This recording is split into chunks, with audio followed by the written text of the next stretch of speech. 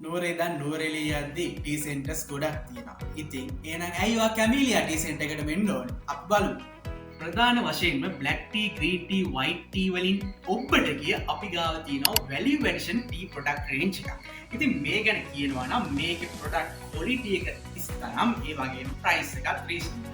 දැන් අපි කතා කරපු වැලි වැඩෂන් පොඩක් රේංච් එක තමයි මේ තියෙන්නේ. අපි ගාව හෑන්ඩ්මේඩ් ටී රේංච් එකක් තියෙනවා. එතනින් එහා ගිහින් අපි ගාව ෆ්ලේවර් රේන්ජ් එකක් තියෙනවා. එතනින් පස්සේ අපි ගාව මේ වගේ හර්බල් ටී රේන්ජ් එකකුත් තියෙනවා. ඒක තමයි පළවෙනි හේතුව.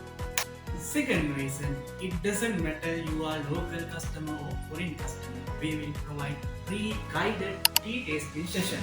ශ්‍රී ලංකාවේ වසර 150කට වැඩි තේ ඉතිහාසයක් තියෙනවා. ඉතින් මේ ගැන අපිට කතා කරන්න බොහෝ දේවල් තියෙනවා. මේ තේ විද්‍යාව ගැන knowledge sharing එකක් කරන්න අපි සූදානම්. චිත්‍රයක් එහෙම පාට කරලා ඇත්ති තරම් වෙලා ඉඳලා යන්න. අපි ඉන්නේ නුවරඑළිය පාරේ කටු කිතුල ප්‍රදේශයේ. ඔයාලා හැමෝම සාදරයෙන් කැමීලියා ටී සෙන්ටර් එක පිළිගන්නවා.